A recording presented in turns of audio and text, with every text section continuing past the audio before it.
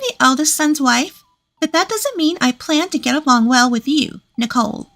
I want to maintain a proper distance." These were the words of my brother's wife when they had just gotten married, and the three of us, my mother, my sister-in-law, and I, were having a tea together. While it's true that maintaining a proper distance is important, I still remember being stunned by her audacity to say such a thing to us directly. The reason we had tea together was because my mother wanted to build a closer relationship with Amanda. Apparently, she didn't realize that my mother was trying to be considerate, and I was disappointed about that. After we got home, I sighed at her words and attitude. My mother, smiling, a bit lonely, saying, "She must still be feeling tense." My name is Nicole. I'm a 33-year-old office worker. I've been living with my mother in our family home since my father passed away from illness 10 years ago.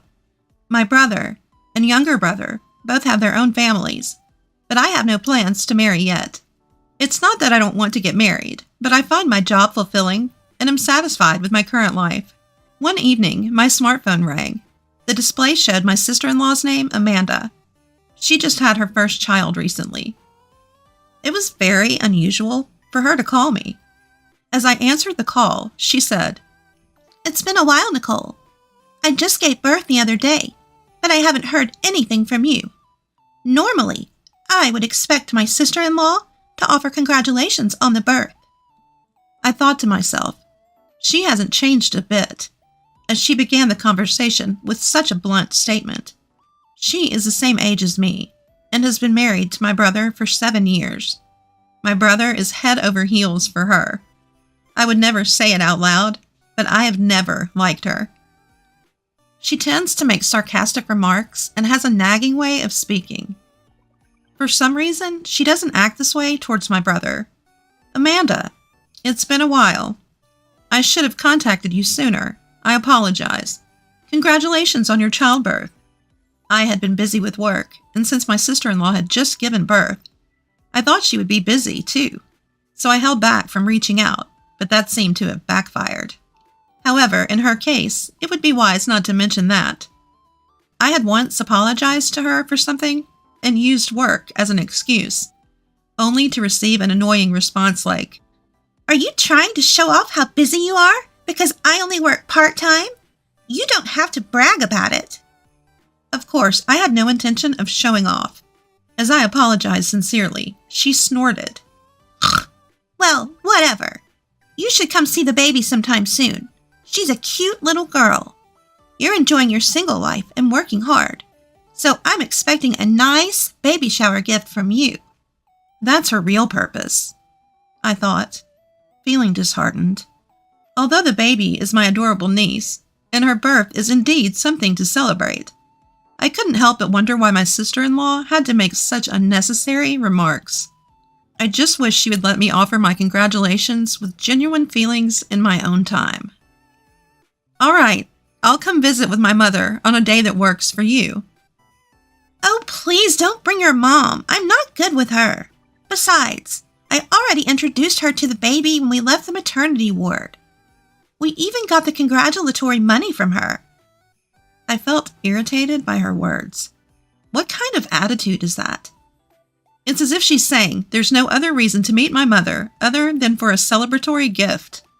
Besides, is it right for me to hear about how difficult her mother-in-law, my mom, is to deal with? "Ah, okay, I understand. Please let me know a convenient day, and sorry, but I need to go. I need to take my dinner break now." Amanda's insensitive remarks weren't anything new. But I didn't want to feel any more uncomfortable, so I just replied casually and hung up the phone. I felt very uneasy. Seeing me come down the stairs with a scowl, my mom, who was preparing dinner, tilted her head. I thanked her for the meal she served and told her about the conversation with Amanda. I was so upset, I had to vent to my mom. "Well, that's too bad, but there will be plenty of opportunities to see the baby," my mom said nonchalantly, seemingly unfazed by Amanda's words. "But it's been quite a while since she married my brother, and her attitude is just too much." "Your anger on my behalf makes me happy. By the way, I couldn't give it to you the other day because I wasn't ready. But could you take this with you as well?" Despite hearing my complaints, my mom still wanted to give an additional gift. I smiled bitterly at the wrapped present. "Mom, you're really too kind. All right, I'll make sure to give it. It's a celebration for the baby, after all." My mom nodded with a smile. There's a lot to think about when it comes to my sister-in-law, but it's for my adorable niece. I decided to think of it that way. On the day I went to Amanda's house, I ran into my younger brother's wife, Emily, on the way. She was also invited to the house, just like me. Emily married my brother 4 years ago and quickly became pregnant and gave birth. She's currently pregnant with her second child. I might be rude to compare, but unlike my other sister-in-law, Emily is cheerful and honest, and she gets along well with my mom and me. When we arrived at Amanda's house, she greeted us with an unusually good mood. She led us into the living room, where the sleeping baby lay in a crib. The innocent sleeping face soothed my heart. We laughed together in hushed voices so as not to wake the baby, and took our seats on the sofa. After Emily handed over her gift, I followed by giving mine. Here are some blankets, toys, and this, a baby outfit that my mom made. She unwrapped the package containing the clothes my mother made. Upon examining the contents, she let out a heavy sigh.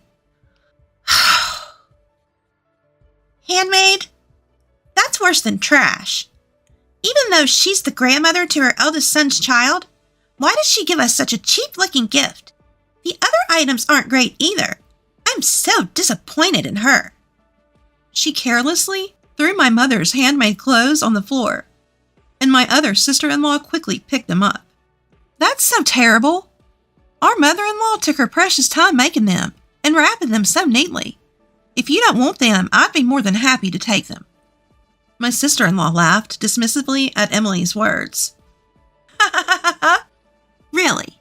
If you want them that badly, go ahead." Her tone was blatantly condescending. "If you think they're worth keeping, please do.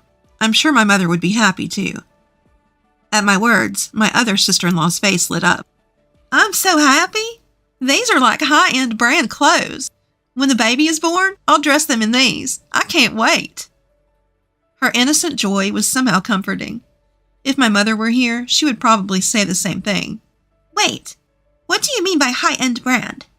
She seemed utterly confused. After the 3 of us siblings became independent, my mother started selling her handmade crafts online, using her skills in sewing and other hobbies. Compared to when she started, her work is now considered a high-end handmade brand due to the quality of materials and design. The handmade aspect makes them rare and valuable, and she even received collaboration requests from luxury brands. Amanda had no interest in me or my mother, and kept her interactions to a minimum, so she was unaware of this. My brother should have known, but perhaps he didn't feel the need to mention it. After I finished explaining, she said, "I never heard about that. Wait, that changes things. Give it back." She tried to snatch the clothes back from my other sister-in-law. I quickly intervened, sitting between them, and managed to keep her safe. "What would you do if something happened to Emily and her unborn baby?" My sharp tone seemed to hit a nerve with my sister-in-law. Her face turned red, and she started venting her emotions like steam from a kettle. "Nobody would think that clothes made by my mother-in-law as a hobby would be a high-end. It's like a trick, you sly woman," she began. "Nicole gets to continue doing what she loves even though we're the same age, and it's not fair," she continued. "Emily, ignoring me as the elder sister-in-law, had a baby right away and is already expecting her second. It's so sneaky.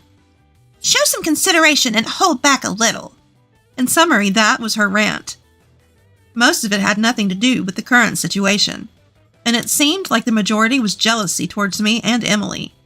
I got the feeling that I finally understood why she was always so harsh towards my family members other than my brother. Upon getting married, she quit the job she loved and switched to part-time work to focus on housework and trying to conceive. In the midst of that, she may have harbored resentment towards me for having the freedom to work and my other sister-in-law for her quick pregnancies. But that's a separate issue. It doesn't mean she can say whatever she wants or destroy someone's heartfelt gift, whether it's high-end or not.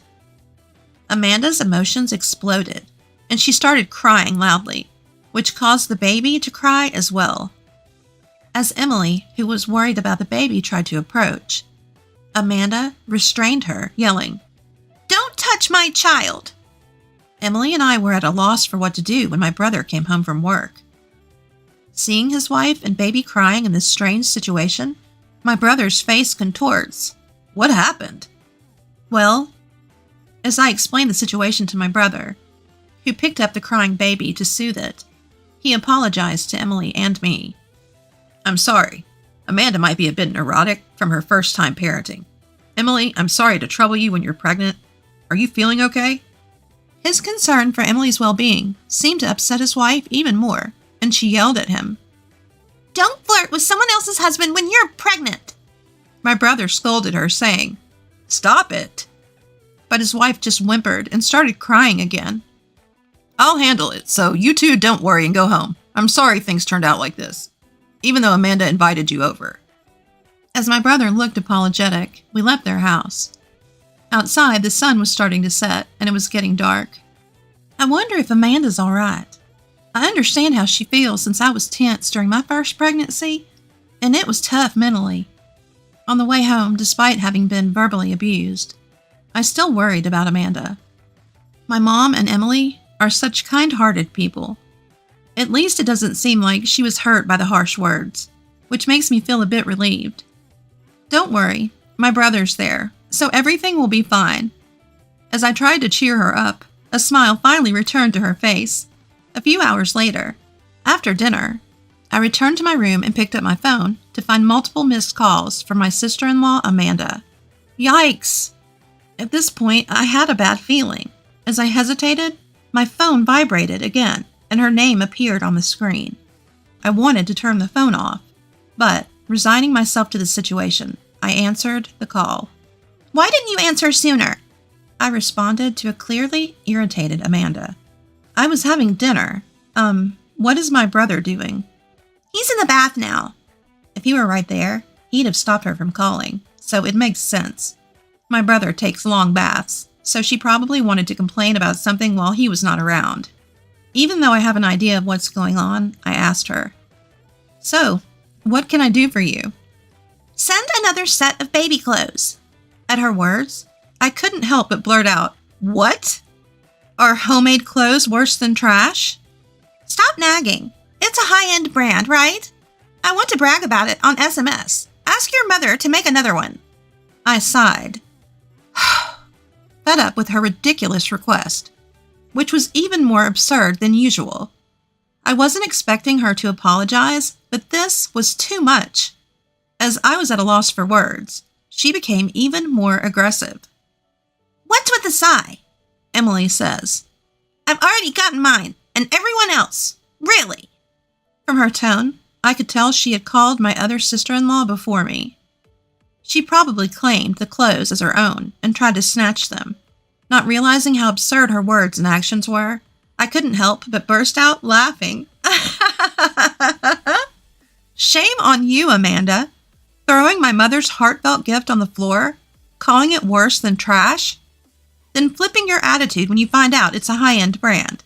Aren't you embarrassed as an adult? If you really want it, apologize to my mother and ask her yourself." I had never been harsh with Amanda before, all because I was considerate of my mother and brother, but I'd reached my limit. My mother knew the whole story about giving the baby clothes to Emily. I don't like the idea that she thinks she can get them by just asking me. She should bow her head and ask for it herself once in a while. "So you're saying all those mean things because it's about my child?" Her voice was shaking after hearing my true feelings. "It has nothing to do with that." I denied it, but she fell silent, and I could hear her sobbing on the other end of the line.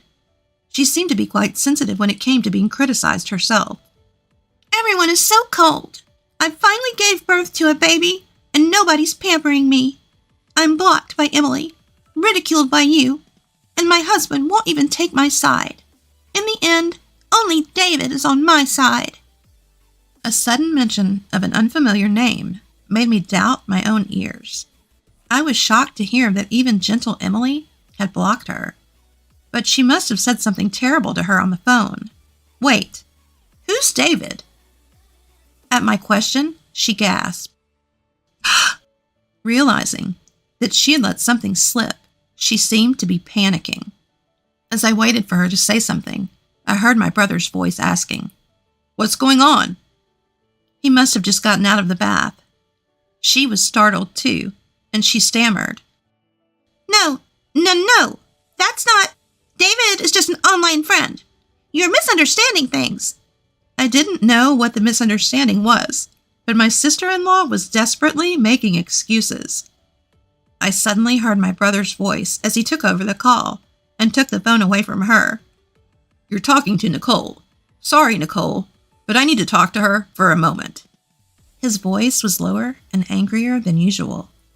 I agreed and hung up the phone. It's probably going to be a stormy situation from now on. Later, my brother came to our house to report that he was getting a divorce. First, he apologized for his wife's treatment of our mother's handmade clothes as trash. Amanda felt belittled when she received handmade gifts as presents. This is ironic, considering how she always looked down on Emily, my mother, and me. After the phone call, my brother confronted his wife about the mysterious David. While my brother was busy at work, she met David online and eventually cheated with him in person. Amanda confessed everything. She tried to justify it as a mistake made out of loneliness, but that excuse doesn't hold water. I knew my brother was trying to adjust his work to support his wife's parenting and spend more time with the family, so thinking about his feelings was heartbreaking. Even my usually mild-mannered mother showed her anger toward Amanda. They're going to do a DNA test on the baby just in case. I never imagined that a simple visit to deliver a baby gift would have escalated to this point. In the end, the DNA test disproved the parent-child relationship between my brother and the baby.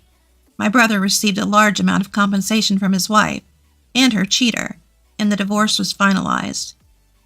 She was dumped by her lover as well, and now she'll likely work day and night. I'm relieved to hear that the baby will be raised by her sensible grandparents, not Amanda. 3 years have passed. My mother's handmade clothes and accessories are still loved by many. Emily and I are, of course, longtime fans.